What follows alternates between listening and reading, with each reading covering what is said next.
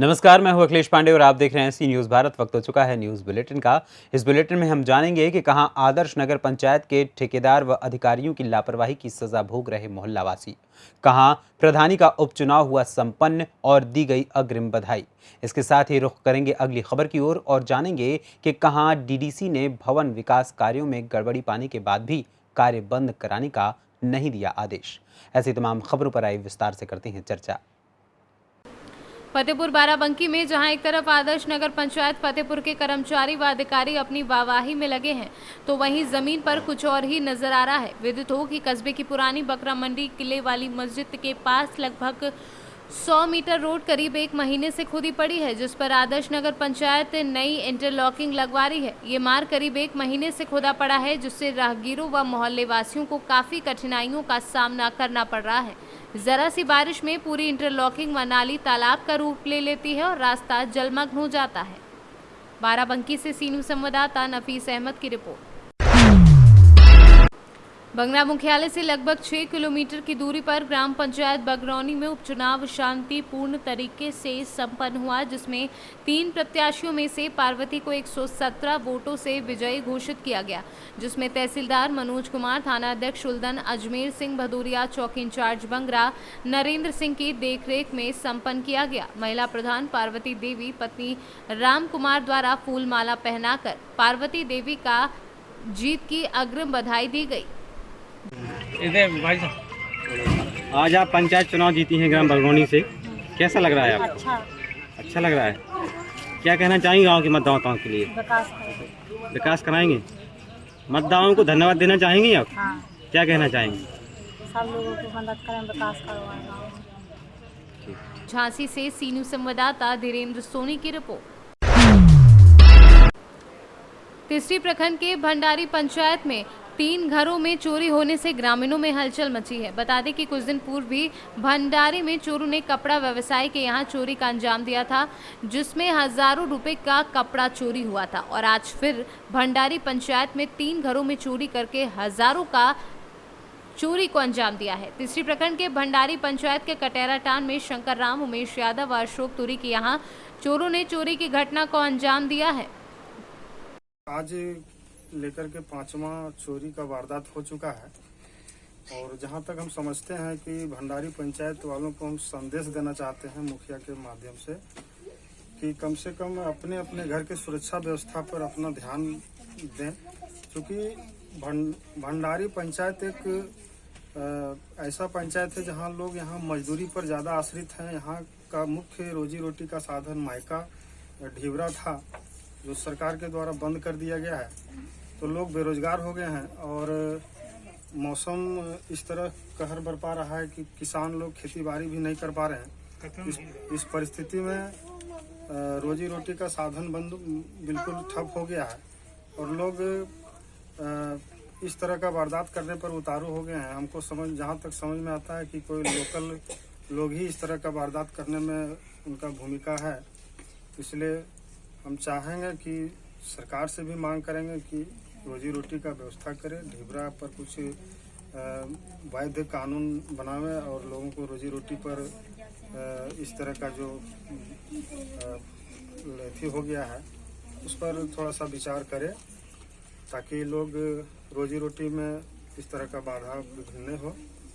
और खास करके हम तो यही कहेंगे कि लोग अपना अपना घर का सुरक्षा व्यवस्था पर विशेष ध्यान दें।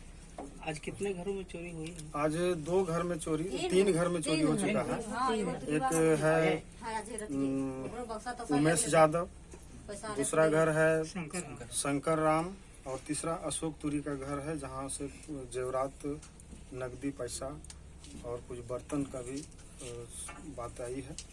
तो इस तरह से समस्या है और इसका समाधान के लिए प्रशासनिक मांग करेंगे। हम लोग प्रशासन से इस पर विचार करेंगे हम लोग बैठ करके इस पर कुछ। थाना को सूचना दे दिए हैं? थाना को सूचना दिए हैं। थाना इस पर जांच हेतु बात हुई है कि बहुत कम अविलंब भंडारी आने वाले हैं। झारखंड से सी न्यूज़ संवाददाता आनंद बरनवाल की रिपोर्ट।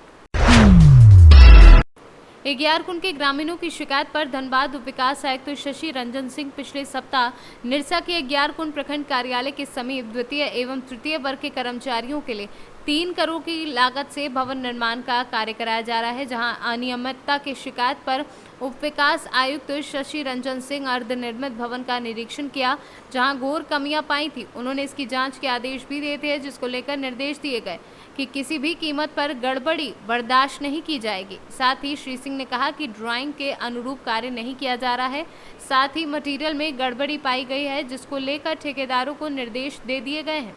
वैसे मटेरियल पर रोक लगा दी जाए जो सही नहीं है और ड्राइंग के अनुरूप भी कार्य किया जाए, अन्यथा कार्यवाही के लिए तैयार रहें।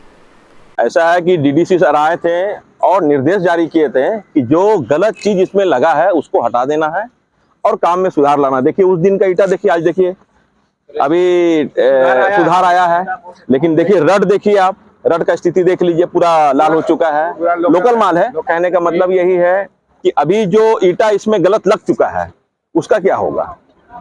तो मेरा ये और मेरा कहने का मतलब यही है कि डीडीसी सर आए थे और आने के बाद अगर काम चालू हुआ है तो ये समझ से परे है ना। दूसरी बात है कि कोई भी प्रतिनिधि आ रहा है उसके बाद से वो और विरोध करने नहीं आ रहा है। कोई भी जनप्रतिनिधि अगर आ रहे भैया तो कंटिन्यूअस कीजिए, आप इसका निगरानी करना होगा ना, क्योंकि आपका ब्लॉक के सामने में ये काम हो रहा है और ब्लॉक के सामने में अगर भ्रष्टाचार या अनियमितता पाई जाती है तो ये बहुत शर्म की बात है। प्राकलन तो मांगा जा रहा है, प्राकलन कहाँ किसी को उपलब्ध कराया जा रहा है। प्राकलन में तो लिखा होगा ना कि किस सिस्टम से ये कहाँ लिंटर देना है, कहाँ लिंटर नहीं देना है, कितना का रड लगेगा, कितना बालू लगेगा, कौन सा बालू लगेगा, कौन सीमेंट लगेगा। इंजीनियर तो बोल ये नजर नहीं आ रहा है, ना कोई नजर आ रहा है। हम मेरा ये कहने का मतलब है कि जो इसमें ऑलरेडी तो भ्रष्टाचार हो चुका है, इसका क्या होगा। आप तो मान ली सुधार कर रही है, लेकिन इससे पहले जो गलत हुआ है उस पर तो जांच होना चाहिए। है कि इसका जो ईटा लगा इसमें इसका जांच हो, लेबोरेटरी जांच हो, जो भी काम हुआ इसका जांच हो और जांच होने के बाद जो अगर गलत हुआ है तो इस पे कार्रवाई होना चाहिए। किया गया तो हम लोग फिर मुख्यमंत्री को इसका जांच के लिए लिखने जा रहे हैं। अरे एस्टीमेट भी तो एस्टीमेट जब मांगा जा रहा, प्राकलन जो मांगा जा रहा है तो उपलब्ध कराना चाहिए। यही सबसे रिक्वेस्ट करना चाहते हैं कि कमीशन खोरी के चक्कर में ना पड़े। 10-20 हजार, 30 हजार, 50 हजार बहुत आएगा बहुत जाएगा, लेकिन यही बोलेंगे कि प्रखंड के सामने काम हो रहा है, अगर इसमें भ्रष्टाचार हो तो इस पर सीधी आवाज उठाना चाहिए। भवन का निर्माण हो रहा था, इसमें कुछ अनियमितता पाई गई थी। आप 4 दिन पहले वहाँ गए भी थे जांच में, मना के बावजूद भी आज फिर से पुनः वहाँ पे काम चालू है। जैसा सबसे पहले मैं क्लैरिफाई करता हूँ कि मैंने वहाँ पे काम बंद करने के लिए ऐसा कोई भी आदेश नहीं दिया हूँ। डेफिनेटली वहाँ के जो लोकल कंप्लेंट्स वगैरह हैं उस संदर्भ में मैं वहाँ पे गया, वहाँ पे कुछ एक इश्यूज हमने फाइंड आउट किए। अभी जो है जांच प्रक्रियाधीन है। डेफिनेटली ऐसे सर्कमस्टांसेस में जब तक लिखित तौर पे मैं कोई वहाँ पे कार्रवाई नहीं करता हूँ तब तक कोई भी वहाँ पे हमने काम बंद करने का जो है ऐसा कोई भी डायरेक्शन अभी तक नहीं दिया है। डेफिनेटली जांच चल रही है, उसके ड्राइंग्स और डिज़ाइंस में क्या इश्यूज़ हैं। इंजीनियर्स का कहना है कि वहाँ पे लिंटेल्स का प्रावधान नहीं किया गया है। डेफिनेटली हम लोग विभाग से इस संदर्भ में समन्वय स्थापित कर रहे हैं और इसकी जांच हम लोग कर रहे हैं। बस इस समय तक मैं इतना ही बोल सकता हूँ। झारखंड से सी न्यूज़ संवाददाता आजाद अंसारी की रिपोर्ट। प्रयागराज जिले में करछना विकासखंड अंतर्गत हिंदूपुर ग्राम सभा में क्षेत्र पंचायत सदस्य वार्ड संख्या 57 में उपचुनाव में कांटे की टक्कर। रीना मिश्रा ने मारी बाजी, 12 वोट से विजयी रीना मिश्रा को कुल 302 वोट मिले और प्रतिद्वंदी को 290 मत मिले। वहीं विजयी हुई प्रत्याशी रीना मिश्रा को जीत की बधाई देने पहुंचे पूर्व ब्लॉक प्रमुख विजय राज सिंह राजू भैया के साथ ग्राम प्रधान मुख्तार अहमद के साथ भारी संख्या में लोग मौजूद रहे और माल्यार्पण कर जीत की बधाई दी। धन्यवाद देना चाहेंगे, मुबारकबाद देना चाहेंगे और मेरे तरफ से आशीर्वाद भी है। ये चुनाव वैसे तो शांतिपूर्ण तरीके से संपन्न हुआ। ये गांव के लोगों ने जिन्होंने सारा विजय प्रत्याशी का, मैं उन सबको धन्यवाद चाहता हूं। प्रखंड के लोगों ने भी शांति तरीके से चुनाव संपन्न कराया, इसलिए मैं उनको भी धन्यवाद चाहता हूं और मैं इनसे भी धन्यवाद चाहता हूं और मैं इनसे करता हूं कि नए के रूप में गांव को विकास और बढ़ाने में अपना सहयोग करेंगे। बहुत बहुत धन्यवाद। आपका पूरा परिचय राजू, पूर्व ब्लॉक प्रमुख करछना। परिणाम तो हमने चुनाव जीत लिया है। लोगों का रुझान भी बहुत अच्छा रहा है और सब लोगों ने बहुत ही उम्मीद से ज़्यादा भी वोट किया है। इसके लिए सभी जनता को मैं धन्यवाद देना चाहता हूँ। ये गांव की स्थिति क्या है? सब में जो है सौहार्द बना हुआ, कोई तनाव तो नहीं है? बड़ा ही सौहार्दपूर्वक चुनाव हुआ है और गांव के लोगों ने बहुत ही मदद किया है। अच्छा, आपका पूरा परिचय जानना चाहेंगे? मेरा परिचय है ब्रह्मदत्त मिश्रा, मैं प्रत्याशी का देवर लगता हूँ। आप प्रत्याशी के प्रतिनिधि हैं। जी।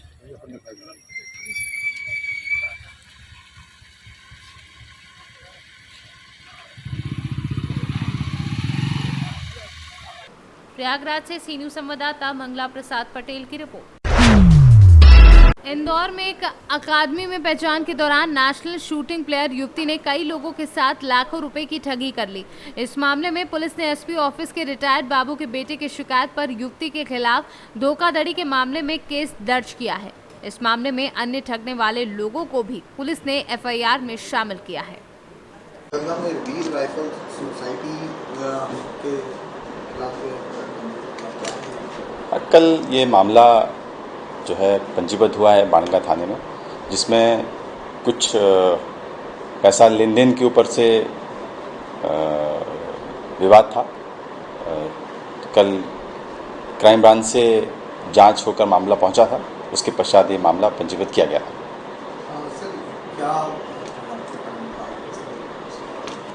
जैसा मैंने बताया आपको कि इसमें जो है कुछ पैसे ले लिए थे आरोपियों ने, और उसके बाद जो है वो पैसे वापस नहीं किए थे, ये कहकर कि बिज़नेस के संबंध में कमिटमेंट पूरा नहीं किया था और उसमें धोखाधड़ी की गई थी, उसको लेकर मामला पंजीबद्ध किया गया।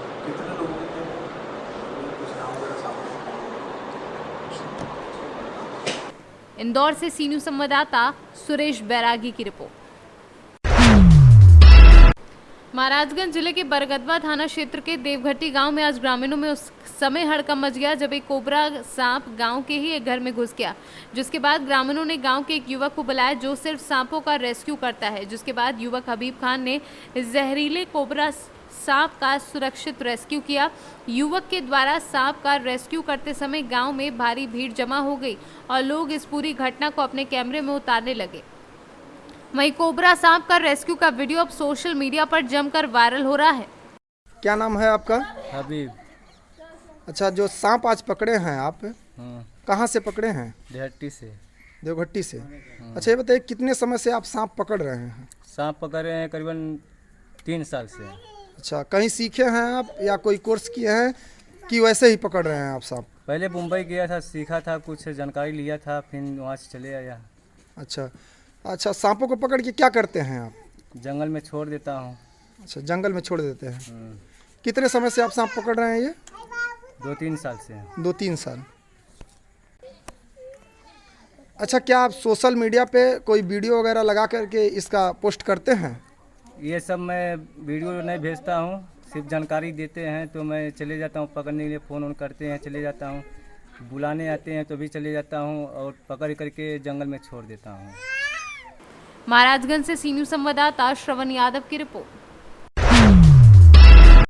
जहां देश अपना 75वां अमृत महोत्सव मना रहा है तो वहीं केंद्र सरकार द्वारा हर घर झंडे का आयोजन भी किया जा रहा है। इसी क्रम में आज गोवर्धन स्थित आदर्श कॉमनी गर्ल्स इंटर कॉलेज की छात्राओं द्वारा एक तिरंगा यात्रा निकाली गई। यात्रा की शुरुआत तहसील कार्यालय से हुई, जिसमें एसडीएम संदीप वर्मा ने तिरंगा यात्रा को हरी झंडी दिखाकर शुभारंभ किया। तिरंगा यात्रा में स्कूली छात्राओं के हाथों में झंडे व बैनर लेकर भारत माता की जय और वंदे मातरम के उद्घोष से चारों तरफ देशभक्ति का माहौल बन गया।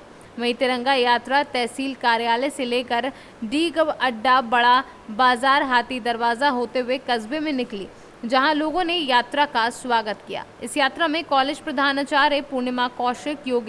आज जैसा कि सर यहाँ पे बच्चों द्वारा तिरंगा रैली निकाली जा रही है, किस उपलक्ष्य में निकाली जा रही है? ये एक आदर्श कॉमनी विद्यालय द्वारा आज़ादी के अमृत महोत्सव के उपलक्ष्य में एक तिरंगा रैली निकाली जा रही है, जिससे लोगों को जागृत किया जा सके कि अपने ऐसे कि माननीय प्रधानमंत्री जी का एक लक्ष्य है इस बार कि हर घर में तिरंगा लगे, तो उसके तहत रैली निकाली जा रही है। जब 75वां महोत्सव है उसके उपलक्ष्य में आज़ादी का 75वां महोत्सव है, उसके उपलक्ष्य में ये रैली निकाली जा रही है।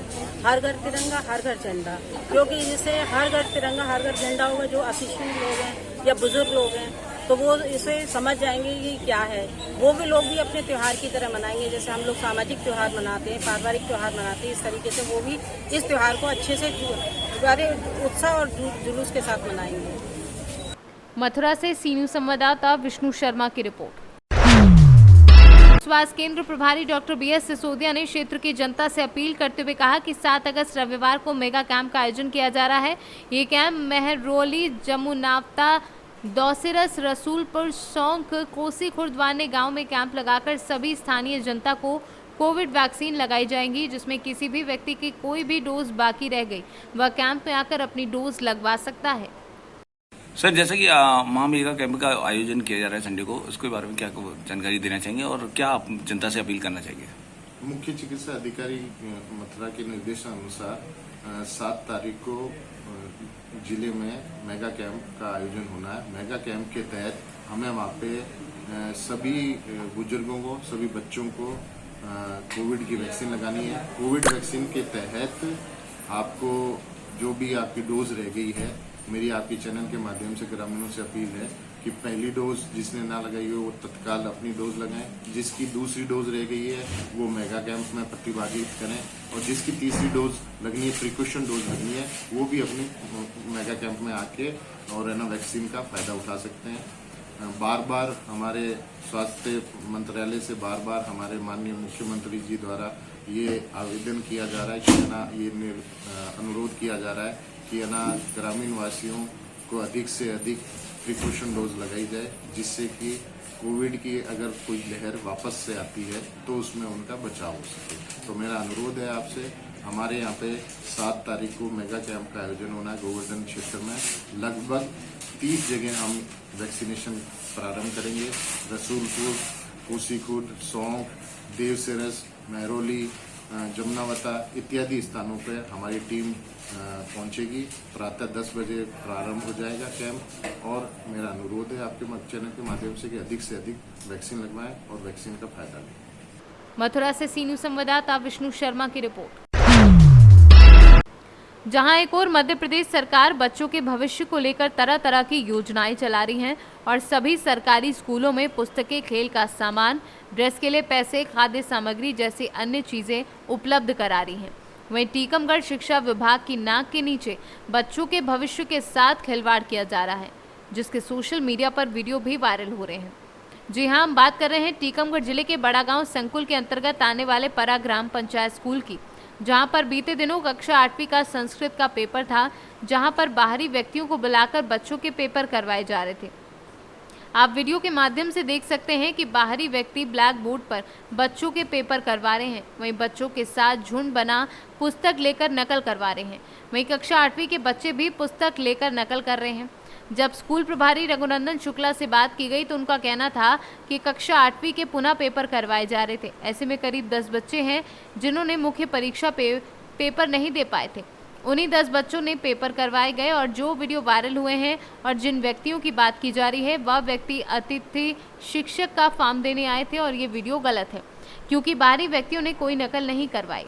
जब इस संबंध में BRCC से संपर्क किया तो उन्होंने कहा कि वीडियो के आधार पर ये गलत है। अगर इसमें सत्यता पाई जाती है तो स्कूल प्रभारी के ऊपर कार्यवाही की जाएगी। और जब संकुल प्राचार्य CL अहिरवार से बात की तो उन्होंने कहा कि जिस दिन पेपर था उस दिन वह है काकरवाहा एवं हैदरपुर में सेंटर चेक करने गए थे, जिसकी उन्हें कोई जानकारी नहीं है। वहीं ग्राम परा के ग्रामीणों ने टीकमगढ़ कलेक्टर को भी ज्ञापन दिया है। अब देखना होगा कि किस तरह की कार्यवाही की जाती है। टीकमगढ़ से क्या नाम है?